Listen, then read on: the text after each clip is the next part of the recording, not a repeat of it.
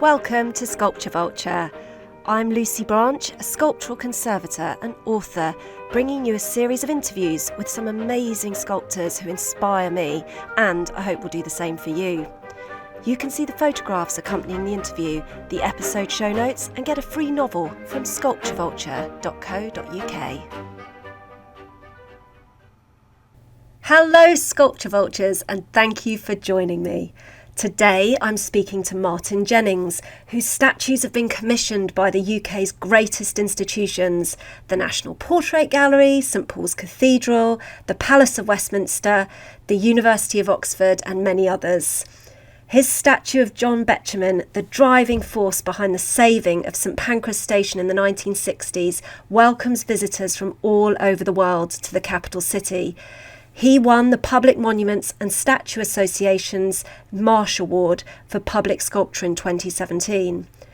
Every time I see another one of his works, that one becomes my favourite. They're so full of character to the extent that if I have to stand and choose between which one I like the best, there's no way I could make a decision. And that's why I'm so excited to speak to him today. I began our chat by asking him if he'd always been creative. Well, that's a big open question. I think we all are from birth. And I have, I suppose, been so in different ways. I went to university, studied English literature and, as it were, looked at art, literature, as it were, from the outside before I went to art school to start making things myself. And so it was books and literature, words that drew you before the form and fine art? Yes, it was. I come from a very artistic family. My mother was a painter, and I have several brothers who are writers and journalists, and also painters and good at drawing and that sort of thing, and calligraphy. In fact, what I first studied at art school was calligraphy and lettering, but I came to it rather late in my 20s. I'd struggled with playing the piano at school, and as I say, most of my exposure to the arts was through books and reading. But as a visual artist, well, I didn't really start till I was in my early 20s, but it has gone on continuously since then. Was it somebody that influenced the moving towards sculpture, or did it just feel like a very natural progression? Well, there was a moment at school, I remember I went into the art teacher's sculpture studio, and as soon as I saw the kind of working life he had, you know, surrounded with blocks of stone and with dusty books on the bookshelves and just sort of dust everywhere, I came to the conclusion that this was the life for me. I'd never have to put a tie on ever again. But I then went to university, and it took me until after I left university before I really approached it seriously.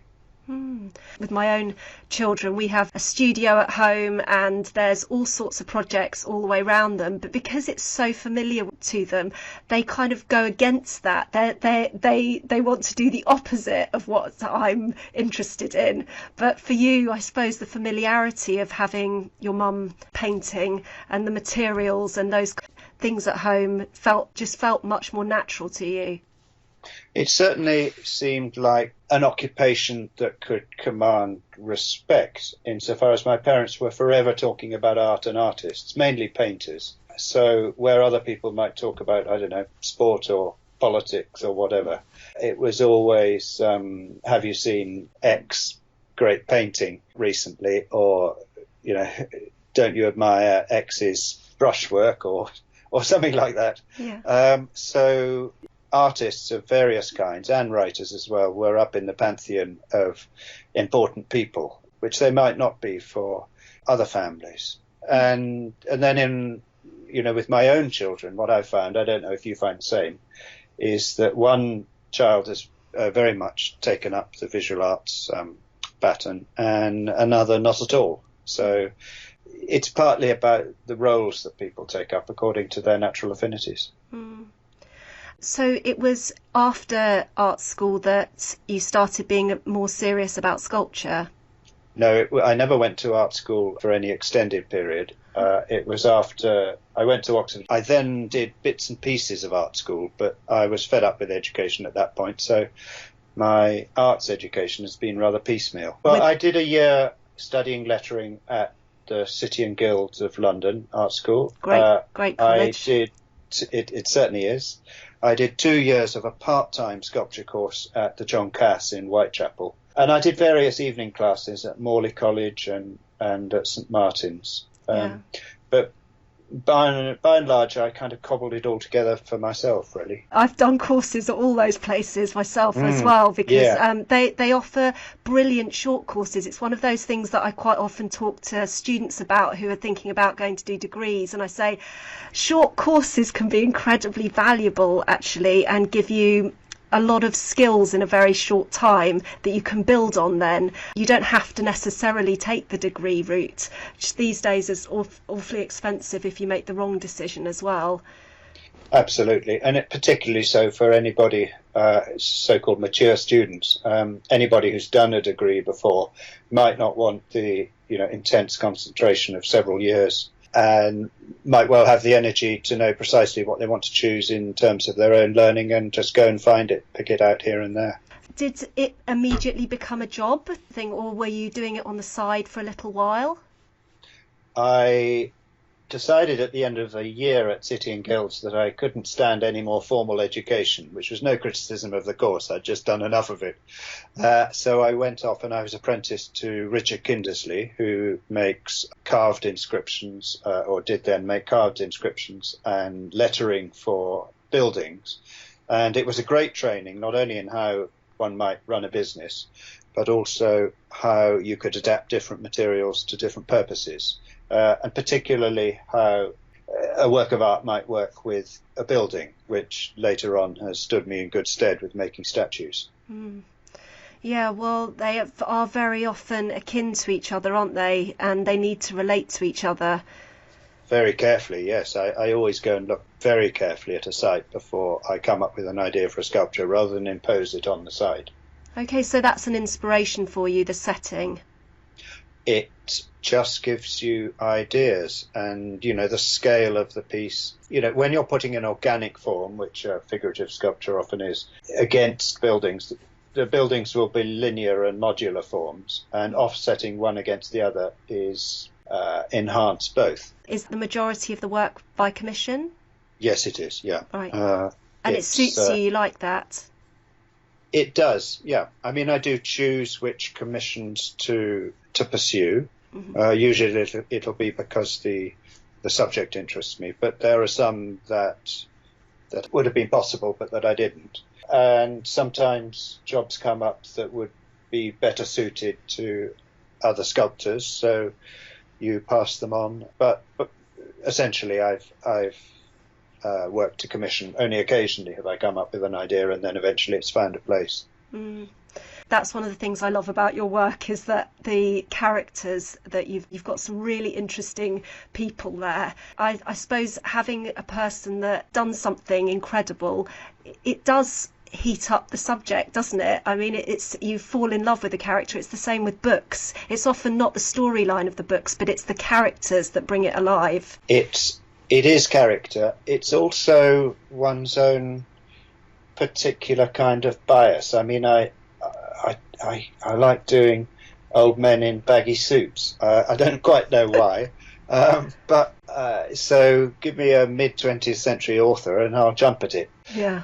So it's sometimes you can see very early on how a sculpture might be, and you're drawn to its compositional and formal qualities. And it's that as much as the fact that you want to be commemorating people you admire, that might mean that that's one that you go for. I've never thought about suits. You're right about suits. Well, it's just me. I mean, I not too crisp.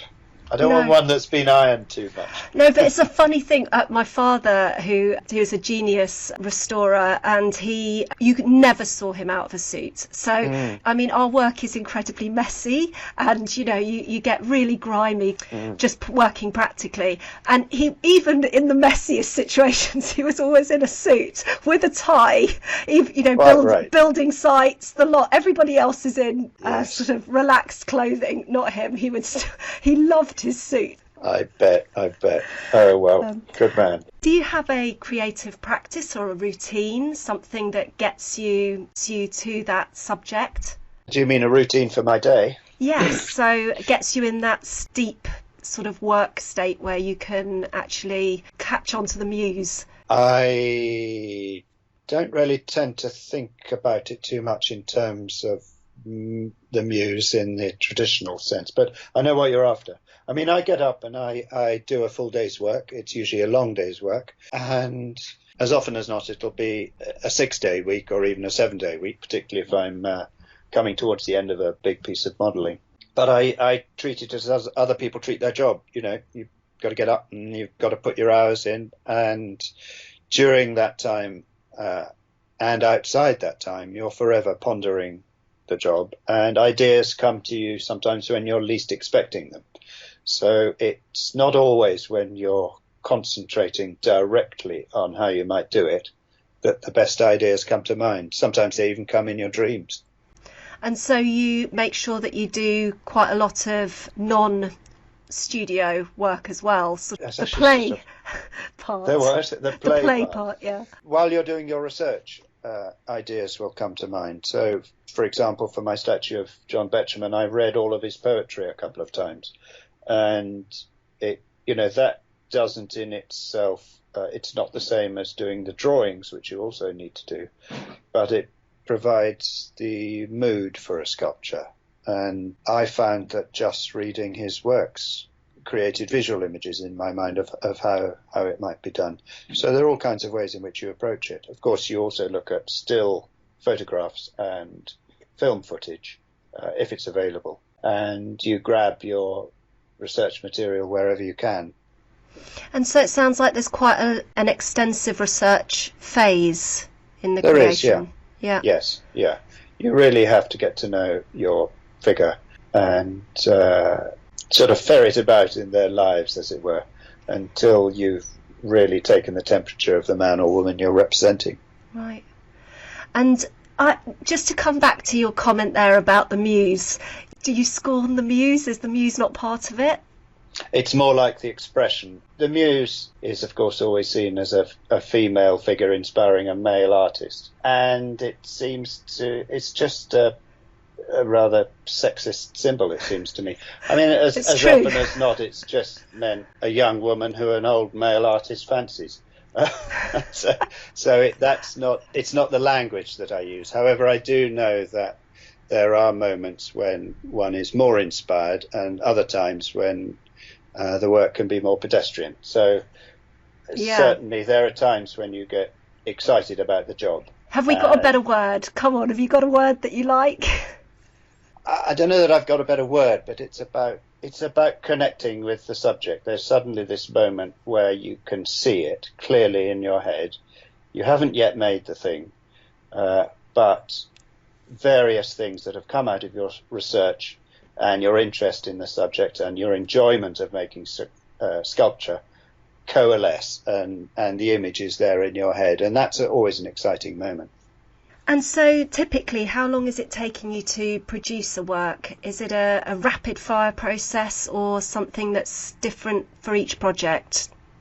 It is different for each project, but I imagine you'll know from big commissions, there can, particularly with fundraising, they can take a long time to come to fruition. So I never quite know how to answer when people ask me how long something takes, because it can be several years from when you're first commissioned to when the thing is installed, or that process can be quite short, depending on whether the funds are available for you to start work straight away.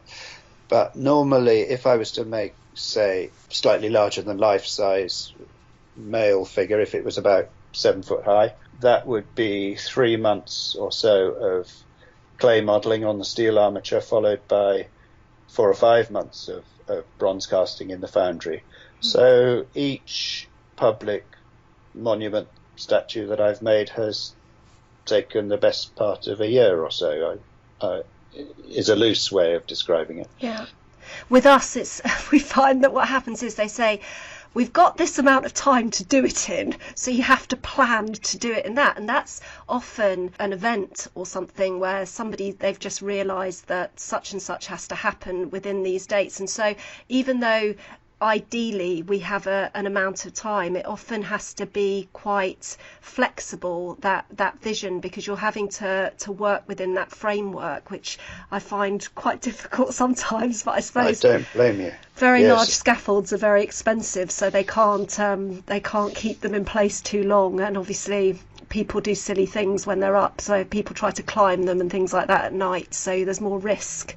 But yes, I think... Well, you always have to, in my experience as well, one has to compromise with the practical issues that surrounding public areas, and of course with the client's brief. It's always a meeting of different people's needs.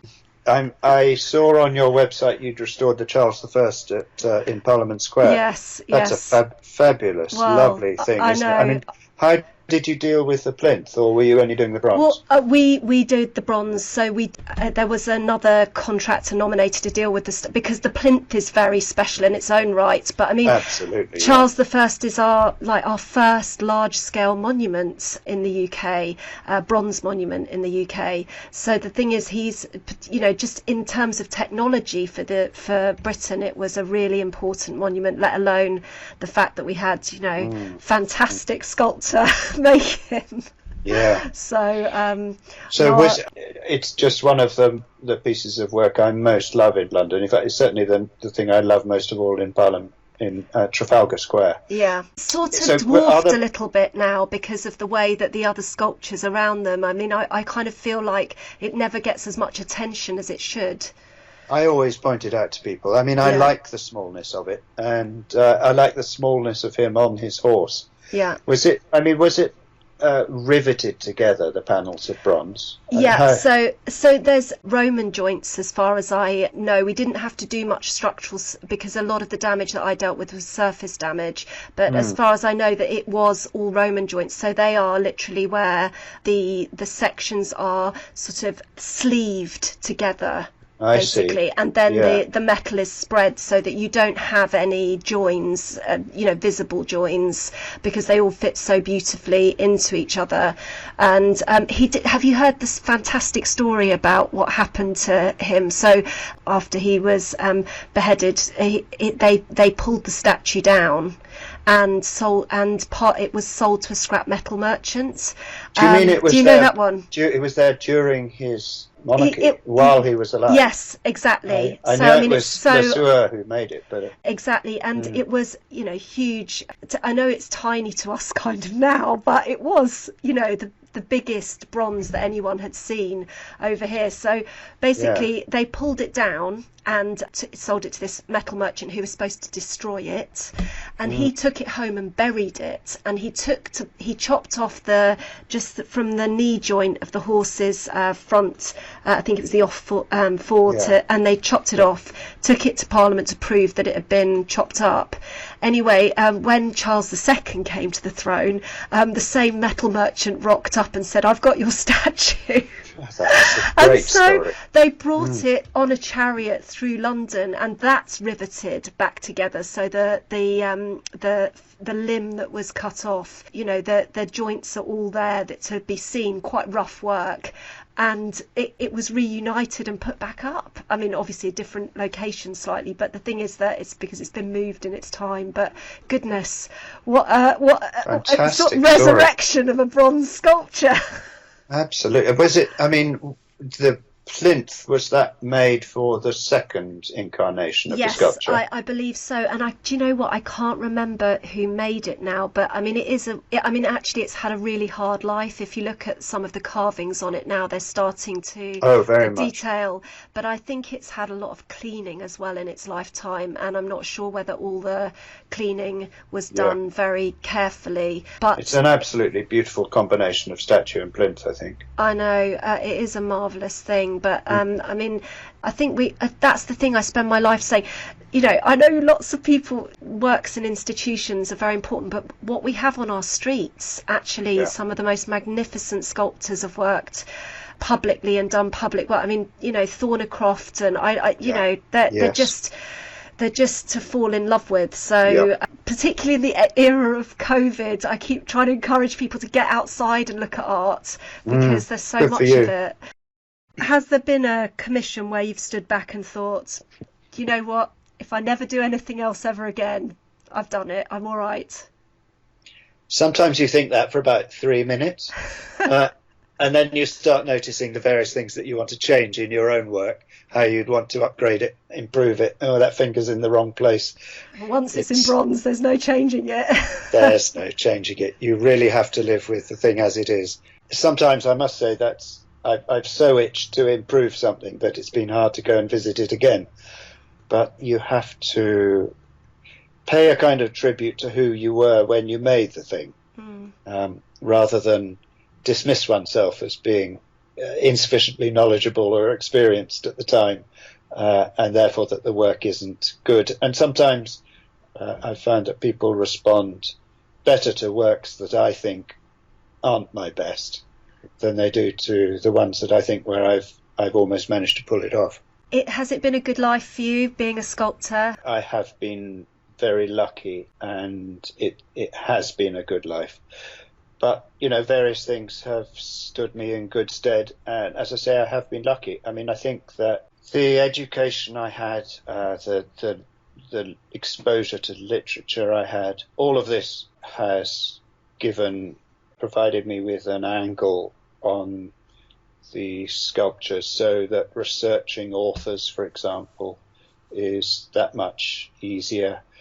All that, you know, how much of one's life one spends sending emails, Yes. kinds of things, like the fact that my father, who was a headmaster, drilled us in spelling when we were young, so that now later in life I can send a coherent email to people and sound professional. I mean, there are all kinds of elements to pursuing a job that make it possible for one to achieve the kind of things one wants to achieve. And, you know, I mean, put it very simply, I'm a man, and men have had more jobs in this field than women have. You know, there are many areas of luck that I've benefited from, and I'm pretty grateful for those. And do you think to be a successful sculptor, to rise in your field, it's the artistic, the creativity that you bring to the table that makes the difference, or do you have to also be a businessman? You have to be very clear about what things will cost, how long they will take, what the various stages of the process are. You have to deal with contracts. You have to know how to communicate with a great variety of clients. It's all about giving them the confidence to employ you, not only from the point of view of your artistic abilities, but just from the point of view of who you are to communicate with, all of which is a part of running a business properly.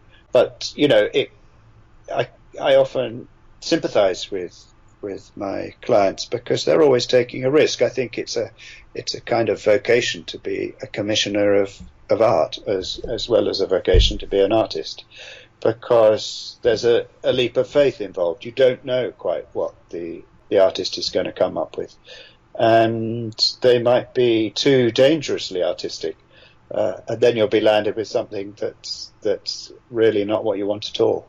So it's continuously a balance between the two. But if you don't mark out that part of your life that you rely on to come up with a really brilliant piece of work, then the whole thing will be, you know, a bit inert, a bit lifeless. perfectly pursued from a business point of view, but not a great piece of art. So how much of your life would you say is spent in the creative or zone as opposed to the, what should we call it, the more managerial or the more business aspect of working? Who was it who said that a work of art is 2% inspiration and 98% perspiration? Yes, that was Edison, wasn't it? Was it? I think so. Genius, yes. I mean, there is a lot of admin, but there's a great deal of actually making the work, and it's slow. Sculpture is a slow process if it's a big thing. I mean, increasingly I'm getting slower. I find that even when you're making small maquettes of things, they require great concentration, and you spend days at the turntable, even when you're making something really quite miniature. I mean, it might contain the whole idea for a big piece of work, and to that extent you've got to get it right.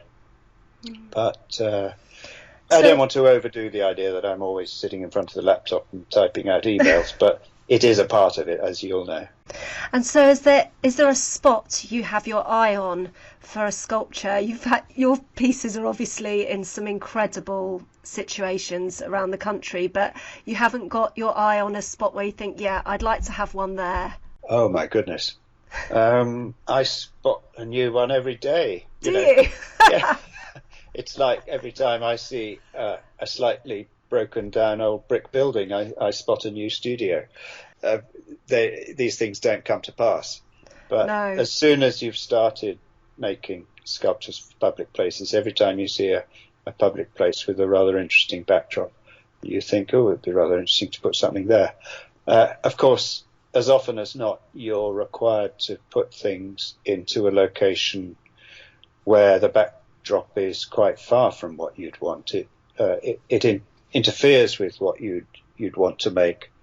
Sometimes you'd like to remove a building completely. The one behind my sculpture of Mary Seacole, an ugly old building called Gassiot House, which is part of St Thomas's Hospital, I'd have happily demolished in order to provide a better background for my piece of work. But you can't always have what you want. Yeah. Now, can you tell us where people can find out a little bit more about you if they'd like to? I have a website. I'm just in the process of redoing it with various media links on it to articles about what I've done and bits of film and social media. Yes, I'm on Twitter. I'm not on Facebook. And is Twitter your preferred social media? If people would like to tweet you, that's the place to get hold of you. Yes, it is. Yeah, I don't always talk about sculpture. I every now and then I go off at a tangent and talk about what I'm cooking, which is a great mistake, I'm sure. But that is the body of what I try to refer to on Twitter. Yeah. Yeah.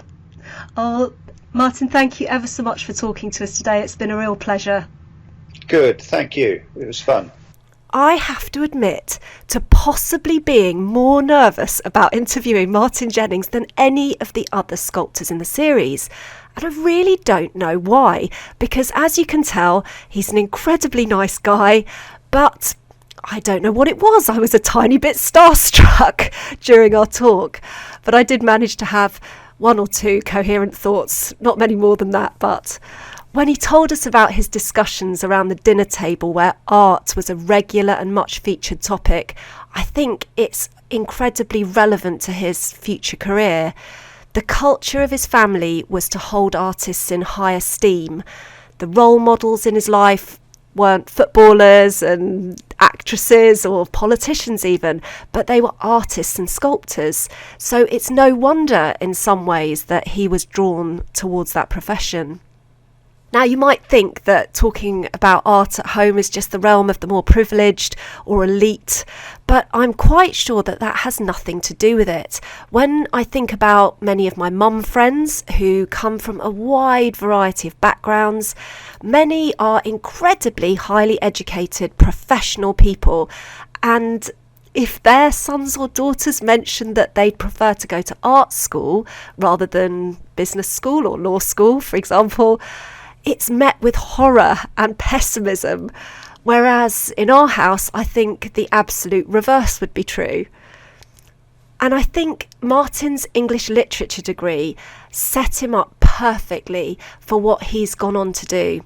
Reading and studying great literary works deeply and widely must be one of the best ways of studying human character, all the traits and foibles that we all have, and actually conjuring that picture up in your own mind. With books, your imagination has to fill in an awful lot, and I think that's where Martin's genius really lies. It's those people he commemorates where he manages to settle on those few telling characteristics that just speak volumes about the person. He mentioned being able to see the things you haven't yet made clearly in your mind's eye, and I think that's something we've heard from several of the sculptors I've spoken to in the season. Being a professional sculptor is clearly a mesh of many skills, technical, administrative, creative of course, but it's that ability to see clearly the idea that you intend to manifest that is absolutely key. Perhaps not just in art, in actual fact, but for a successful life in general. So coming up next week, we have Louisa Forbes, who blends themes of religion and mythology into her figurative works. All her works sit perfectly in nature, and her female figures particularly look like they've just risen from the earth, or maybe been spawned by a nearby tree. Louisa has works in many public and private collections, including Allen Overy, St Thomas' Hospital, Churchill College in Cambridge, Prince Bernhard of the Netherlands. She's such a lovely lady. I could have actually talked to her all day, and I'm sure you're going to enjoy her interview. If you're looking for a new book, please consider one of my novels about the dark side of the art world, where sculpture is always at the heart of the story. You can get them on the show website, on the usual online retailers, or even better, keep your local library alive, ask for them in there. Thank you for joining me today. Sculpture Vulture has been brought to you by Antique Bronze.